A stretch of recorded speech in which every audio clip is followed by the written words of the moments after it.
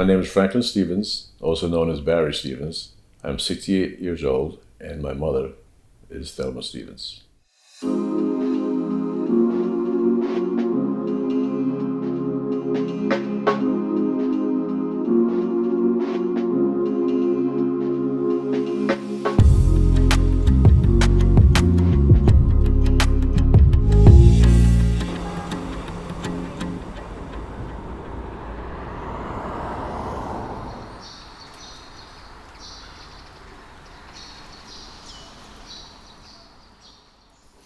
My name is Thelma Stevens, and I came to the United States in 1953, and I'm now 89 years old.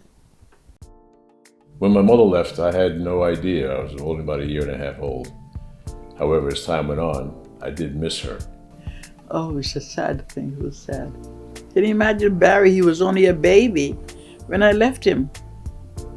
He was not even a year old, we were months old. Oh, and you don't know me. My life in Jamaica was pretty normal.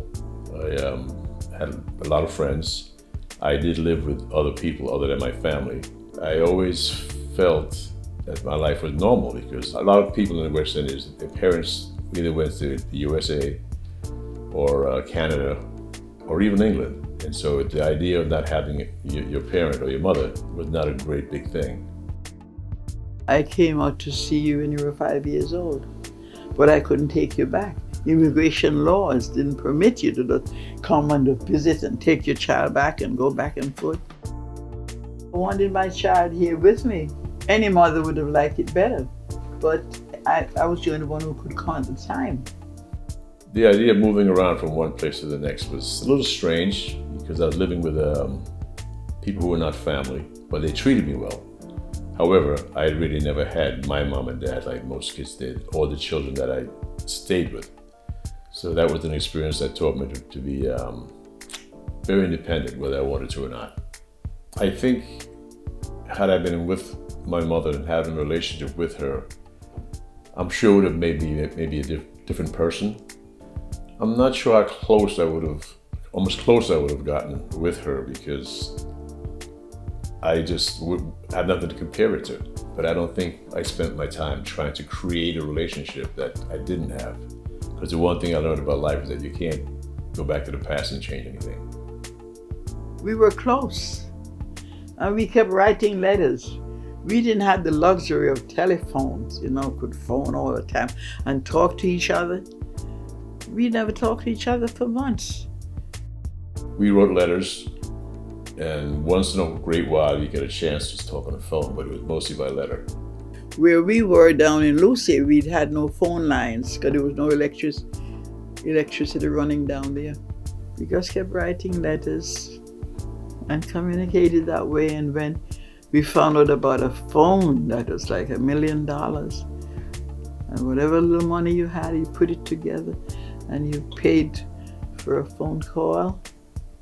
From Kingston to Lucy was like a week's salary, a year's salary in Jamaica. Then it was like if you were lucky you got a phone call once a month.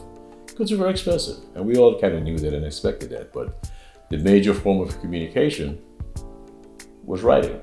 He wrote to me and told me that they're gonna be coming down there to find me. When I came to America, my first experience with her was that this is my mom. Now I'm home. That's kind of how I felt. Although I'd met her before when she came to Jamaica, and it was the idea. It was like a myth because I didn't know really what to expect who she would have been. But I was so really thrilled to know that this was my mommy. And when I came to the U.S., knowing that now I'm actually home with her and dad, and it kind of made me feel really, really happy. To come that they're gonna be with me now? Oh. It's only God knows. I can't express that feeling. I'm sorry I didn't come earlier. I don't know how to express that. Her decision to come to America, really, by the time I was able to understand it, she had already been gone for 5 years. So there was really not a negative feeling. You didn't miss her, that I did miss her, but as far as having any kind of anger or sadness. It was just a part of life.